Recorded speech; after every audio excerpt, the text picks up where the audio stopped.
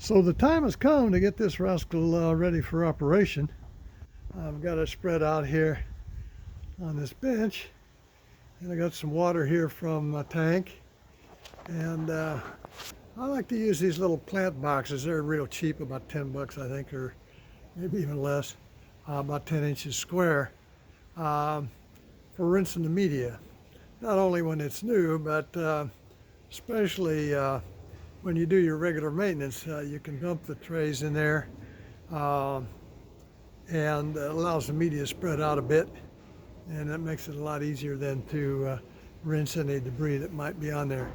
So we'll pull out that first tray and give it a shot, see how it works. So there we've got a tray full of media, a SuperBioGravel. And see if we get any dust off of there. It might be on there.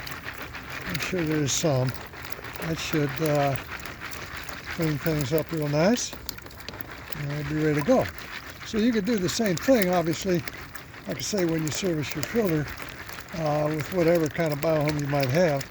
Just throw it in here, do a little trick like this, and it should come out looking like brand new.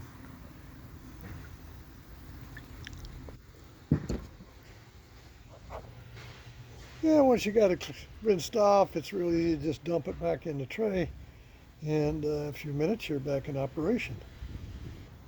So there we've got all 3 trays worth of SuperBioGravel rinsed off, and it's time to rinse out those foams. So here's the fine foam that's going to go in the bottom of the second tray, and it's brand new, of course, so it's real clean.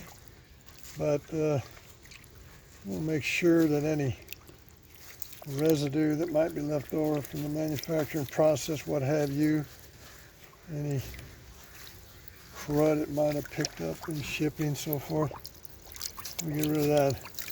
So that's a pretty straightforward process. We just rinse that out. We'll put that back in a sec. We'll snake this first tray out, which has the coarse and the medium foams in it.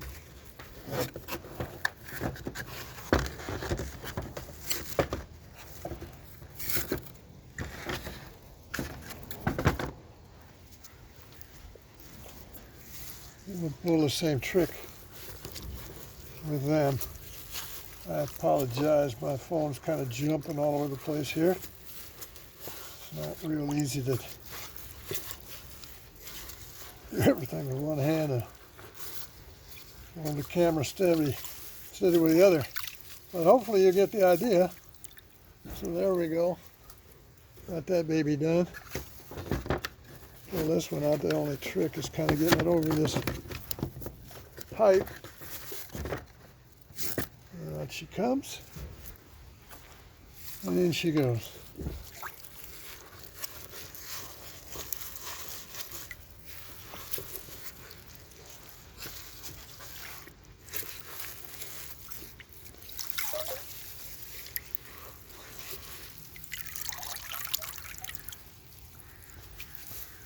And there we are. So all we got to do now is put her back together and put it where we want under the tank and get everything hooked up. So that'll be next. And there we are. All the trays are back together. It took, oh golly, maybe 5-6 minutes to do all that. So that's not too bad. And we'll throw them babies together and see if we can find a home for this filter. And there she is, all back together. It maybe took 30 seconds to do that. It goes together real nicely. It's pretty easy filter to work with. And so, next step will just be finding a place for it and hooking up the hoses. So installing the hoses is a piece of cake. It helps a lot if you have a little silicone grease from Ace or your favorite hardware store.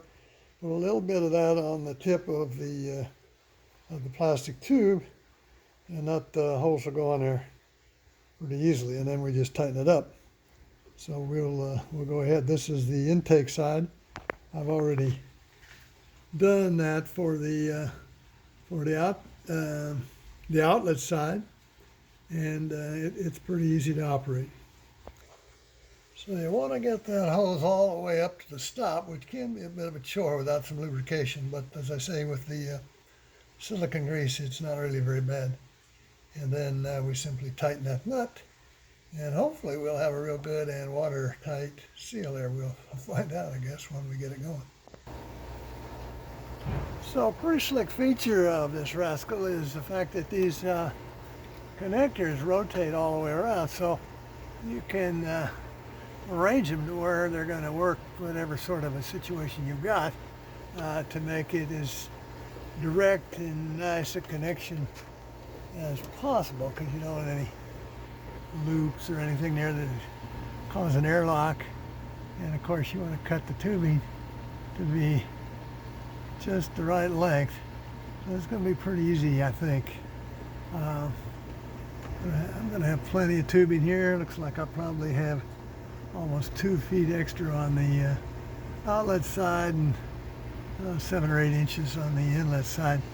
So that's going to work out nice for this installation. So we'll get those cut and installed, and this whole project will be almost ready to take off. You'll notice that there's ball valves on both of those. Not really certain why I would really want one on the inlet, but I suppose it can't hurt. You'd always want to run that fully open. But the other one on the outlet, you can use that to get whatever flow you wanted for what you were doing. In this case, we'll probably have both of them wide open once we get her going. And certainly you'd want to have them both wide open for startup. But anyway, we got to get it hooked up first, see how it's going to work. And hopefully it'll work well. So the marketing guys for these filter companies are pretty optimistic. They tell you that it's easy to get this thing going with their primer. They have a little pictogram there that shows you pushing on that with one finger. And this filter holds way more than a gallon of water. I'm not sure how too much, I didn't measure it exactly, but it holds quite a bit of water. So the idea that I was going to pump that full with that primer is pretty fanciful, I believe. So now we've got it filled with a bucket, and we'll pop that lid back on, and we might give that primer a couple pushes just for the heck of it, see if it picks up anything. Let's see if I can see any movement, which would be encouraging. And then we're going to turn the juice on and see how the pump will do. And so we'll plug this thing into our pond control system here. We had this set up previously for some test filters, so we plugged it into test filter number 1, and then we'll fire up the dashboard and start it up, see what happens. Well, that was quite an experience. Startup didn't go quite as smoothly as I had hoped. I had a little trouble with one of the 406s I used to run, getting it going every time I cleaned it, but nothing quite like this. I filled the canister and thought that'd probably do the trick, but it didn't. I turned it on and it ground away for a while, and I didn't like the sound of that, so shut it down. Then I took this outlet out and got a hose and basically filled it up that way. And it took an ungodly amount of water yet, much more than I would have expected to finally fill up all the hoses. And I fired it up, and it started in spurts and sputs, and it would pump a little water, and then it'd stop, pump a little air, and so forth.